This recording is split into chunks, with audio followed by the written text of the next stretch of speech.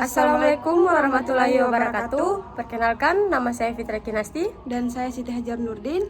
Kami dari kelompok 1, kelas akuntansi 1, Fakultas Ekonomi, Program Studi Akuntansi, Universitas Muhammadiyah Maluku Utara. Baik, di sini kami akan memenuhi tugas Sistem Informasi Manajemen oleh dosen pengampu Pak Irman Mahmulati, SEAK MSA, dengan judul materi yang akan kami bahas yaitu pembuatan akte kelahiran yang bertempat di Dinas Kependudukan dan Pencatatan Sipil Kota Tidore, Kepulauan. Untuk materi yang akan kami bahas sebagai berikut. Pembahasan. A. Definisi akte kelahiran. Akte kelahiran atau biasa disebut dengan akta lahir adalah tanda bukti yang berisi persyaratan yang teramat penting dan diperlukan guna untuk mengatur dan menyimpan bahan keterangan tentang kelahiran seorang bayi dalam bentuk selembar kertas yang sudah dicetak. Tempat dan waktu pelaksanaan: hari Rabu tanggal 30 Mei 2023 jam 1.00 sampai jam 4.00 waktu Indonesia Timur. Tempat: Dinas Kependudukan dan Pencatatan Sipil Kota Tidore, Kepulauan. Narasumber: M.Hasbi KF Marsaule Esas. Pertanyaan 1. Otorisasi dan keamanan akte kelahiran. 2. SOP mulai dari administrasi sampai terbit keluar. 3. Fungsi akte kelahiran. 4. Kebijakan akte kelahiran sebagai untuk bukti kelahiran. 5. Sistem backup capil. 6. Pembuatan akte kelahiran membutuhkan waktu berapa lama? 7.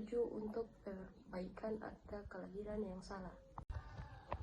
1. Otorisasi dan keamanan akte kelahiran. Adapun beberapa keamanan yang diterapkan untuk menjaga keamanan akte kelahiran. 1. Dokumen keaslian. 2. Akses terbatas. 3. Perlindungan fisik. 4. Verifikasi identitas. 5. Keamanan elektronik, di mana dokumen keaslian adalah pihak berwenang yang menerbitkan akte kelahiran harus memastikan keaslian dokumen tersebut. 2. Akses terbatas, di mana akses terbatas yaitu akte kelahiran harus disimpan dengan aman dan hanya diakses oleh pihak yang berwenang. 3. Perlindungan fisik. Dokumen fisik akte kelahiran harus dilindungi dari kerusakan dan pencurian. 4. Verifikasi identitas. Menggunakan akte kelahiran sebagai bukti identitas, pihak yang memverifikasi harus memastikan bahwa orang yang memperlihatkan akte kelahiran adalah orang yang berhak dan memiliki hubungan langsung dengan dokumen tersebut. 5. Keamanan elektronik. Sistem pendaftaran dan penyimpanan akte kelahiran dalam bentuk elektronik ini. Dalam hal ini, langkah-langkah keamanan khusus sudah diterapkan seperti penggunaan enkripsi data, akses terbatas dengan kata sandi, dan tindakan keamanan teknologi lainnya. Tujuannya untuk melindungi integritas dan keamanan informasi. 2. SOP mulai dari administrasi sampai terbit keluar. Pertama, masuk menuju front office untuk mengambil nomor antrian yang berada di loket 1. Setelah dari loket 1, menuju ke loket 2 untuk menunggu panggilan nomor antrian. Jika persyaratan yang dibawa lengkap, maka dokumen langsung dapat diproses oleh petugas yang berada di loket 3 atau sebagai petugas akta pencatatan sipil. Jika selesai, maka masyarakat akan membawa pulang dokumen akte kelahiran setelah itu keluar. Untuk persyaratan membuat akte kelahiran yaitu 1. Formulir akte kelahiran dari desa atau kelurahan. 2. Fotokopi kartu keluarga. 3. Fotokopi surat nikah atau akte nikah. Untuk waktu penyelesaian 1 jam sampai dengan 3 hari maksimal. Proses perubahan akte kelahiran jika terjadi kesalahan dan sebagainya. Pertama itu masuk menuju front office mengambil nomor antrian yang berada di loket 1. Setelah dari loket 1 menuju ke loket 2 untuk menunggu panggilan nomor antrian. Jika persyaratan yang dibawa lengkap, maka dokumen langsung dapat diproses oleh petugas.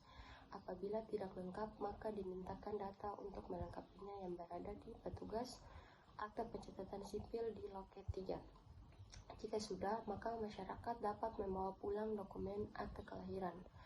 Untuk persyaratan membuat akte kelahiran yaitu 1. Akta asli. 2. Fotokopi kartu keluarga. 3. Fotokopi surat nikah atau akta nikah orang tua. 4. Putusan pengadilan. 5. Salah satu ijazah atau SK untuk dicocokkan data. Waktu penyelesaian 1 jam sampai dengan 3 hari maksimal. Nah, baik, di sini saya akan menjelaskan poin ketiga, yaitu fungsi dari akta kelahiran. Fungsi akta kelahiran yaitu sebagai bukti yang sah terkait status dan peristiwa kelahiran seseorang dan termasuk hak setiap anak Indonesia. Nah, poin keempat yaitu kebijakan akta kelahiran selain untuk bukti kelahiran.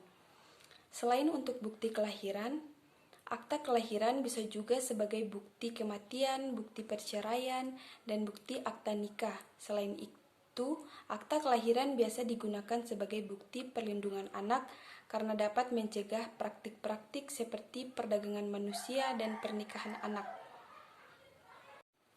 Nah, poin 5 yaitu sistem backup capil. Sistem backup capil dilakukan secara terpusat karena mengacu pada pendekatan salinan data kependudukan berbagai wilayah atau kabupaten kota yang dikumpulkan dan disimpan dalam satu lokasi atau sistem pusat. Nah, di poin yang ke-6 dan 7 ini membahas tentang pembuatan akta kelahiran membutuhkan waktu berapa lama dan untuk perbaikan jangka waktunya berapa lama. Di sini, pembuatan akta kelahiran dan perbaikan akta kelahiran membutuhkan waktu 1 jam sampai dengan 3 hari maksimal. Nah, baik, kesimpulannya, dari hasil wawancara tersebut dapat dikaitkan dengan RPS 13 dan 14. Karena pentingnya manajemen proyek dalam mengembangkan sistem informasi dan penggunaan teknologi informasi sangatlah signifikan. Misalnya, manajemen proyek membantu dalam mengalokasikan sumber daya yang tepat, seperti tenaga kerja, waktu, anggaran, dan infrastruktur teknologi untuk mengembangkan sistem informasi yang efektif. Selain itu, manajemen proyek memungkinkan perencanaan yang sistematis dan terarah dalam mengembangkan sistem informasi. Sistem informasi ini melibatkan identifikasi kebutuhan bisnis, tujuan proyek, jadwal kerja, dan risiko yang terkait perencanaan yang matang, membantu menghindari kesalahan atau kegagalan yang dapat terjadi dalam pengembangan sistem informasi tersebut. Itulah materi yang telah kami bahas. Lebih dan kurangnya kami mohon maaf. Apabila ada kesalahan, kami ucapkan terima kasih. Wassalamualaikum warahmatullahi wabarakatuh.